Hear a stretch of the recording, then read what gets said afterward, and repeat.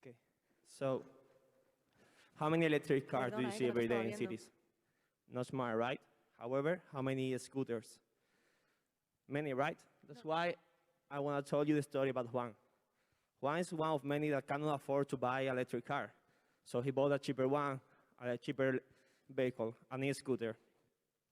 He used to go every day with his scooter to the office and lift it and charge it by his desk. One day, the company banned this kind of vehicle for the office. They also happen in other places like shopping centers, the gym, the football stadium, etc., etc. Why? The reason was the same, because inside the facilities is not a place for a vehicle. And they were right. The problem is there is not a place for this kind of vehicle. Then he turned to shared mobility, because you can leave the vehicle wherever you want.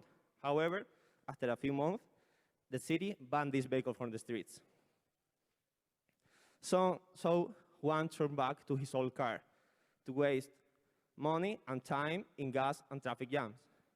And he thought how stupid was it with the problems that we have in our cities with pollution and traffic. Juan is just one case. We have more than 50 million people with the same problem right now, and the sales of these vehicles keep rising. So that's why the team of Solum used its technology to develop the most advanced charging station for these kind of vehicles. After more than 2 years of research and developing, I present you Ilios, a charging station to dock, lock, and charge your vehicles. We generate our own energy thanks to our solar pavement. And of course, this is patent. We have a B2B model. We are already working with really big companies and big clients. And we're also working with cities to avoid the images that we've seen previously. Of course, with the involucration of the mobility operators. We are not alone in this trip anymore.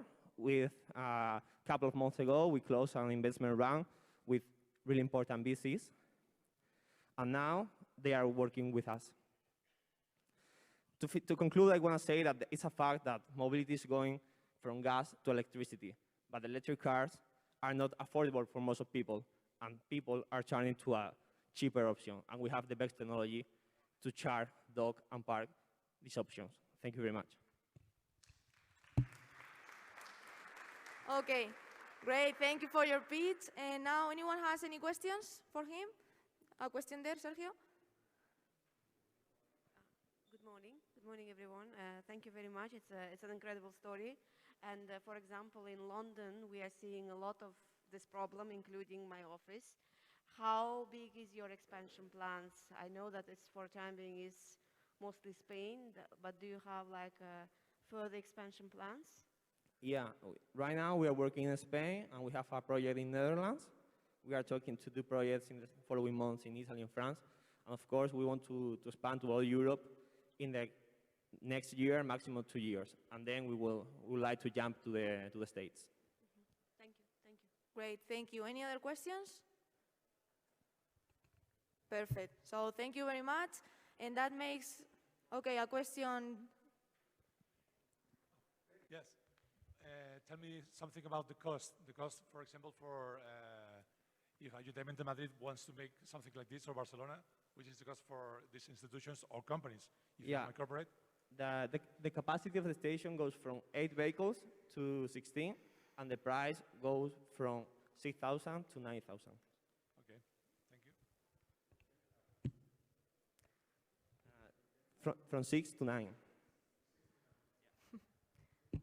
Great, that makes the end of the mobility vertical. Thank you so much. And now we